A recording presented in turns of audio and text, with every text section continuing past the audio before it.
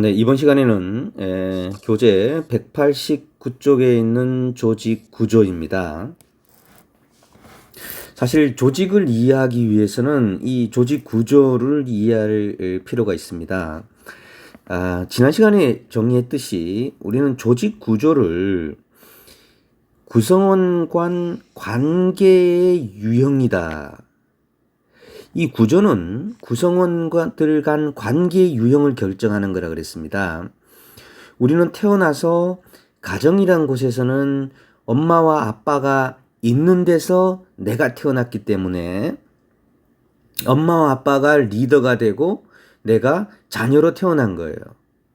그래서 엄마와 아빠가 리더이고 내가 자녀이기 때문에 엄마 아빠와 나와의 관계 유형이 결정되어 있습니다. 물론 집집마다 좀 다르죠. 그러듯이 이런 것들이 조직 구조입니다. 우리 집안에는 구조를 별도로 설계하지 않더라도 우리 집의 구조가 결정되어 있죠. 하지만 여러분들 집에도 만약에 할머니가 계시고 또 할아버지가 계시고 여기에 부모님,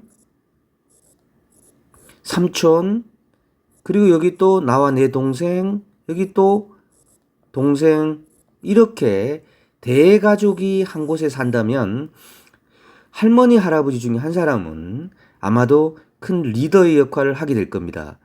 예.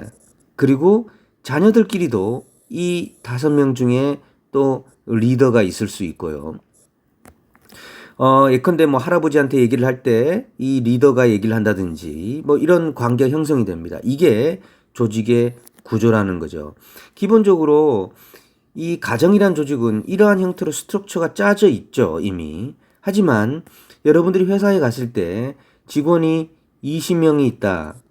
이 20명을 어떠한 형태로 리더를 1명 있고 중간 리더를 3명 만들 것인지 4명 만들 것인지 그리고 이 아래 직원들을 모두 배치할 것인지 다시 또 이 아래 또 직원을 배치할 것인지 하나 더 만들 것인지 줄일 것인지 이런 것들이 사실 조직 구조이고요. 이게 여러분들의 관계를 결정하는 겁니다. 그렇겠죠. 내가 여기에 있다고 만약에 계층이 많으면 보다 더 올라가서 리더랑 대화할 수 있겠고 리더 1명을 놓고 밑에 19명을 놓을 수도 있습니다. 그죠? 이렇게 되면 리더와 나와의 관계는 더 친밀해지게 관계가 되겠죠. 이게 조직 구조입니다. 그러면 우리가 어떤 회사나 어떤 조직을, 어떤 공조직을 가지고 있을 때 그 조직을 어떻게 설계하는 것이 더 합리적일까라는 얘기를 했을 때 우리는 2개의 극단적 조직을 생각할 필요가 있습니다. 하나는 전통적 관료제라는 조직입니다. 여러분, 우리가 다음 시간에 관료제를 배우게 됐지만 관료제는 흔히 이런 대규모의 계층화된 조직이라고 생각할 수 있어요. 그죠? 자, 이런 관료제를 생각해 보고 한쪽 극단에는 유기적 조직을 생각하겠죠. 유기적 조직은 뚜렷한 조직의 모습을 나타내기 어려운 경우가 많아요. 왜? 자꾸 변화하기 때문에요. 환경의 변화에 따라서 자꾸 변화하는 조직이기 때문에. 이런 2개의 가상의 조직을 한번 생각해 봅시다. 그러면 만약에 우리가 하나의 조직을 이런 A라는 조직이 있다면은 이 조직을 어떻게 관료제에 가깝게 할 것인지, 이 극단의 유기적 조직에 가깝게 할 것인지, 어떤 형태를 설계할 것인지를 고려하게 되는데요. 거기는 우리는 크게 2가지 변수를 고려해서 어느 한쪽으로 가게 된다는 거죠. 그 하나 첫 번째 변수가 조직 구제의 기본 변수고요. 이게 조직 구제의 기본 변수. 2번째가 상황 변수입니다. 우리 조직이 이 A라는 우리 조직은 이 기본 변수와 상황 변수를 고려하면 이쪽으로 갈 수도 있고 이쪽으로 갈 수도 있고 이쪽으로 갈 수도 있을 겁니다. 그러면 우리가 고려해야 될 기본 변수와 상황 변수가 뭔지를 보면 기본 변수는 복잡성, 공식성,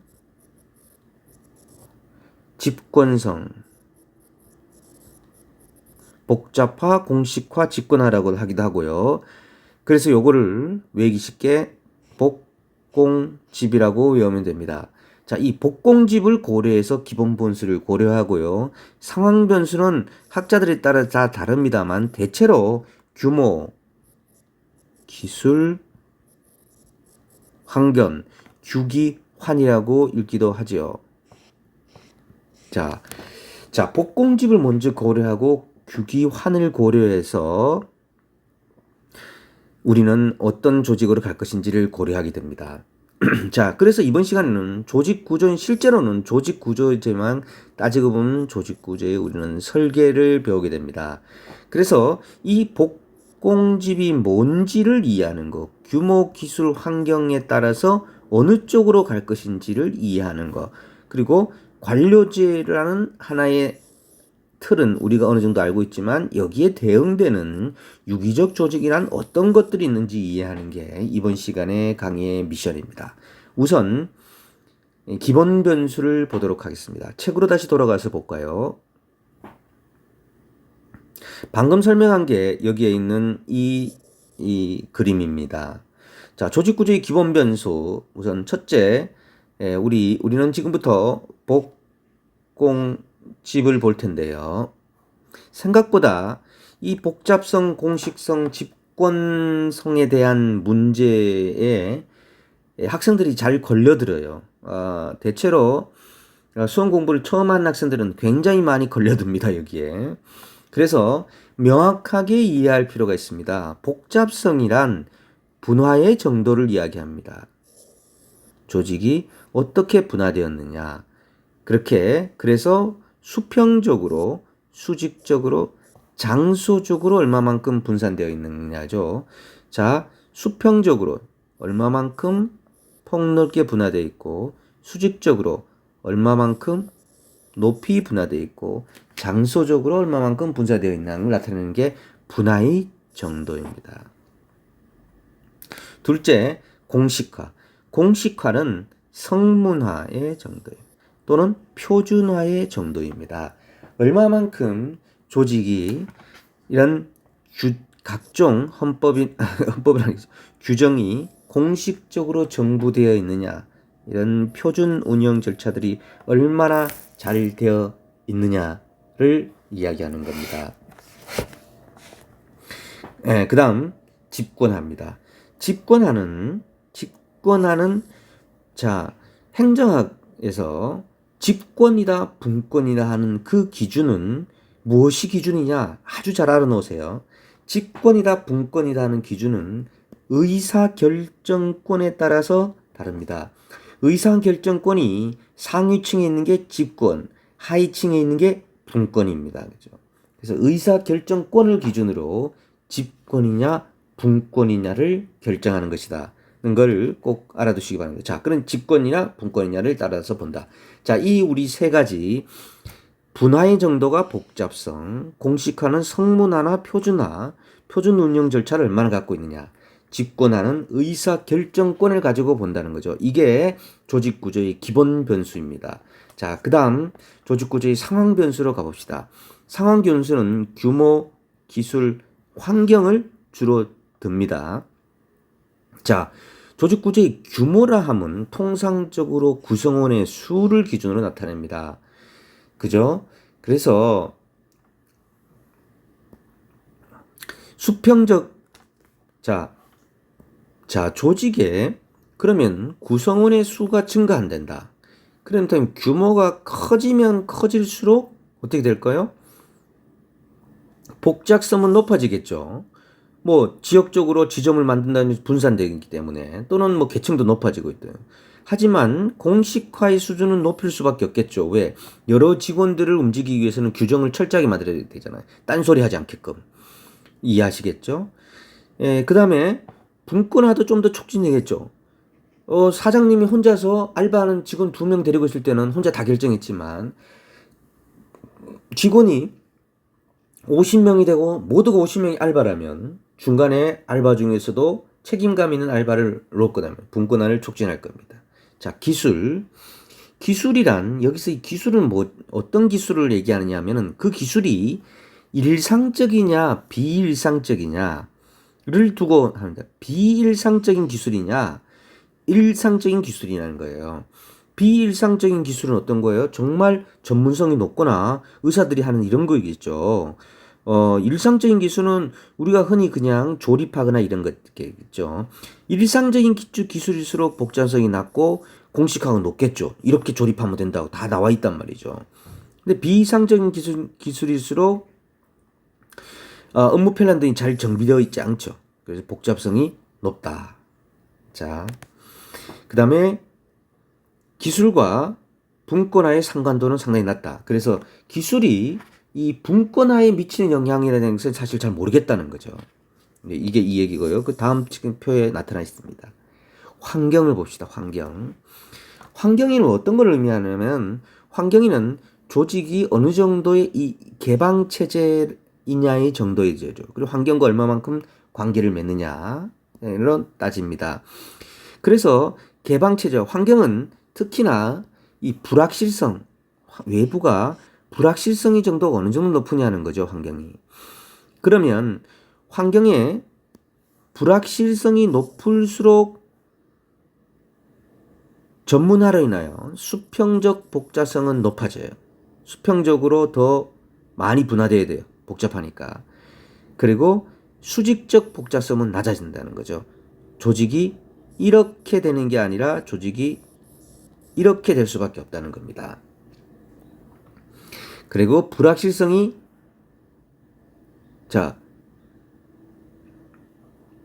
증대함에 따라 공식적인 절차와 규칙을 통한 업무 수행보다는 상황적인 대응이 높아지겠죠. 그래서 공식화와 직권화의 수준도 낮아진다.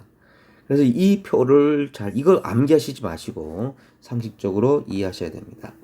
자, 다음으로 그래서 조직 구조를 우리가 한번 설계해 보자. 설계하는데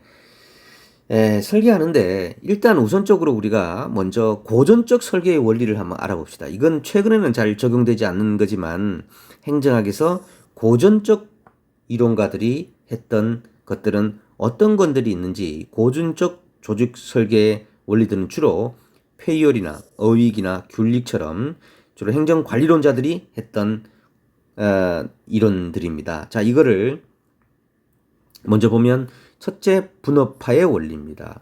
예, 분업화의 원리. 제가 학교 다닐 때만 해도 이런 거 참 시험 많이 나왔었는데 요즘 잘 안 나오죠. 결국 분업이란 것은 세분화해야 되는 거죠. 이를 전문화의 원리라고도 하죠. 두 번째, 부처 편성의 원리. 뭐 읽어 쉽습니다. 조정의 원리. 조정의 원리는 문의는 조정의 원리를 다른 조직의 원리들을 내포하고 있는 것으로 조직의 제1의 원리라고 했습니다. 왜 그러냐면 아래에 설명이 있습니다만은 이런 계층제나 명령 통일의 원리들이 다 이런 조동 장치를 전제로 하기 있기 때문입니다.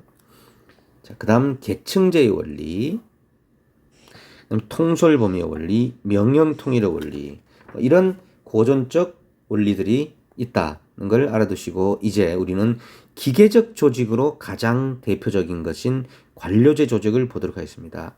기계적 조직은 조직 구조의 결정 본수인 복잡성, 공식성, 복공집이 모두 높다는 거죠. 그죠? 아주 큰 이런 조직이라고 생각하시면 됩니다. 예, 집권성도 높고 공식성도 높고 복잡성도 높다. 이런 조직을 의미하는 겁니다. 그냥 대표적인 관료제 조직을 생각하시면 이해하시기가 쉽습니다. 아래 표는요, 아주 암기하시지 마시고 시험에 자주 나오니까 요거는 그냥 쭉 보고 이해를 하셔야 돼요. 어려운 거 전혀 없습니다. 그죠? 어려운 거 전혀 없습니다. 쭉 보면 제가 설명을 듣고 이거 읽어보면 다 이해합니다. 자, 유기적 조직을 여러분들은 이제 이 유기적 조직을 이해할 필요가 있습니다. 유기적 조직은 제가 여기 첫째 먼저 가지를 듭시다. 에도크라시, 매트릭스 조직, 학습 조직, 네트워크 조직, 위원회 조직을 들고 왔는데요. 설명을 해놨습니다만은 더 많을 수 있습니다. 유기적 조직은. 그냥 이름 붙인 조직들을 다 들고 왔고, 특히 여기에 있는 에도크라시는 우리말로 임시 조직이에요. 이 어떤 책에는 이 임시 에도크라시를 유기적 조직과 같이 해놓을 수도, 갖다 놓을 수도 있습니다. 이 구분에 따라 다른 거죠. 무슨 말씀이냐면, 이 안에 에도크라시가 1번으로 있지만, 이 아래 모든 것들이 다 어떻게 보면 에도크라시에 포함된다. 이렇게 볼 수도 있다는 거예요. 견해에 따라서. 그게 틀린 견해가 아니라는 겁니다. 이해하시겠죠? 우리가 유기적 조직을 보고 있는데 유기적 조직에는 너무나 많은 조직들을 우리는 다 이걸 유기적 조직으로 볼 수 있다는 겁니다. 그 중에 대표적인 게 임시 조직이고 그 임시 조직이나 유기적 조직을 우리 또 같이 볼 수도 있다. 그 이름 보고 그냥 이해하시면 된다. 이렇게 하는 것이 공부하는 것이 편합니다.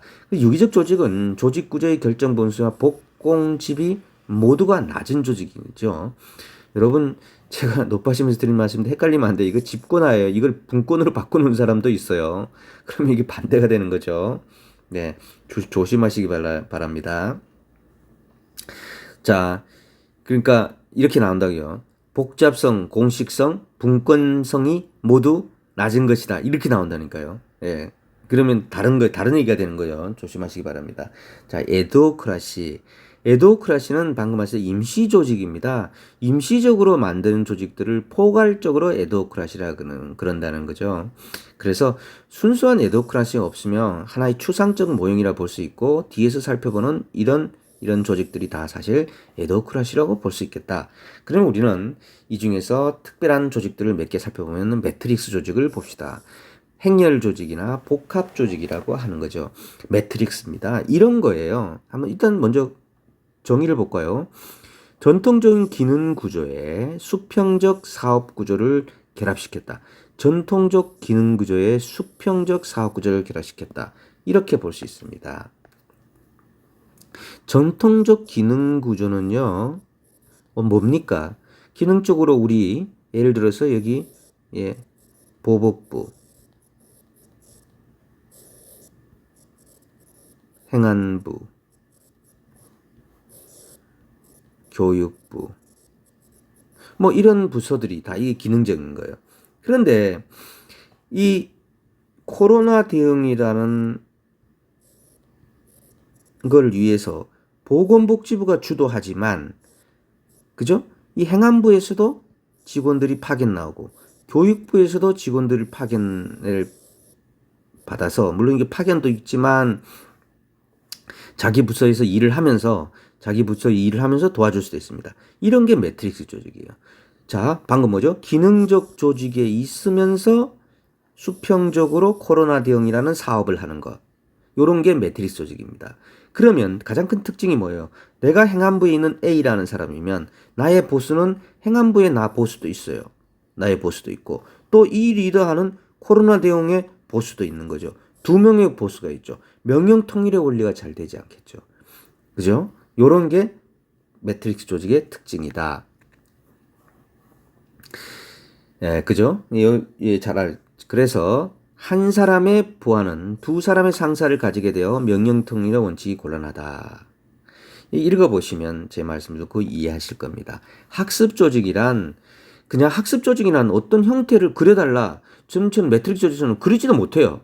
그냥 상호 간의 협력과 학습이 이루어지는 조직이에요. 그래 학습 조직이에요. 그게 다예요.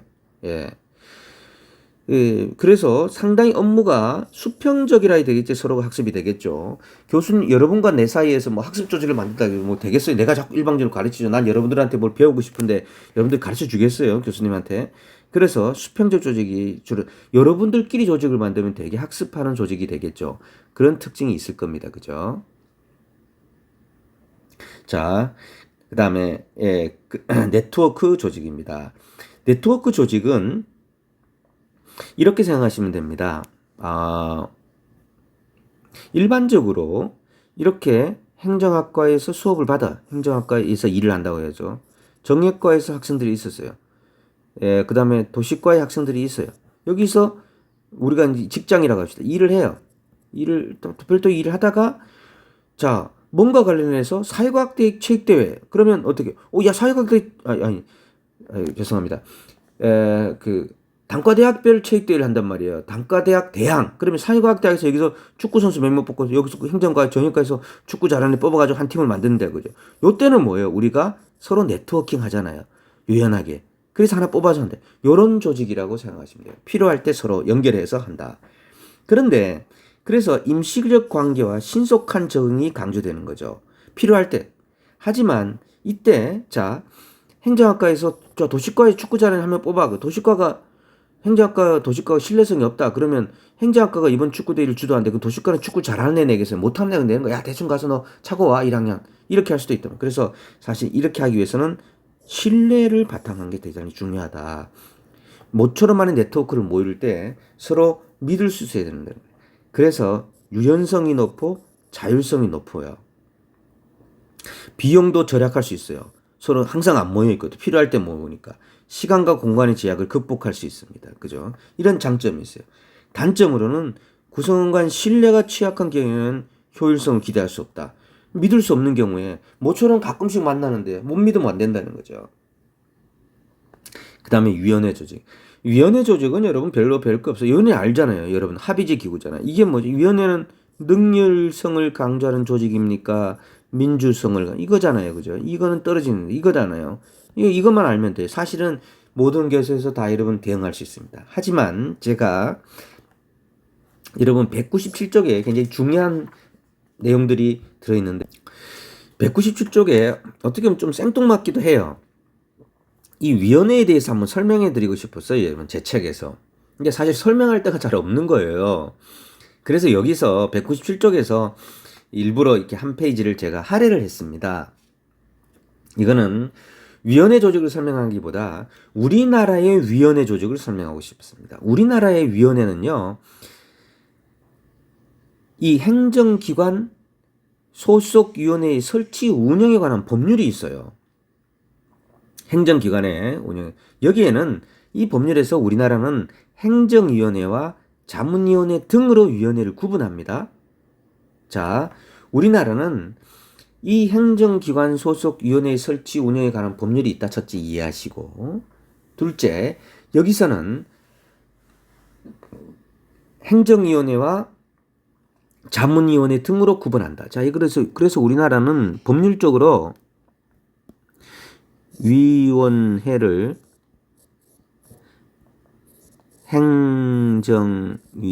행정위원회와 자문위원회 등으로 구분한다. 다양하게 구분한다. 알아주시고. 자, 여기서 그럼 두 개의 특징이 있죠. 행정위원회는 어떤 거냐 하면 이걸 중요한 거 이게 중요해. 행정위원회는 어떤 거냐 하면 행정위원회는 의사결정의 구속력과 집행력을 가지고 있어요. 의사결정의 구속력과 집행력을 가지고 있다. 자, 의사결정의 구속 플러스 집행력을 가지고 있어요. 그래서 행정위원회는 어떤 거냐면 여러분들이 나 시험 합격하면 거기 가고 싶어 하는데 실제로 지금 기구가 있는 것이 어떤데 중앙선거관리위원회, 공정거래위원회, 국민권익위원회, 노동위원회 이런 데요. 나 지금 실체가 있어요. 나 시험 합격하면 거기 가고 싶어 하는 데가 우리나라의 행정위원회입니다.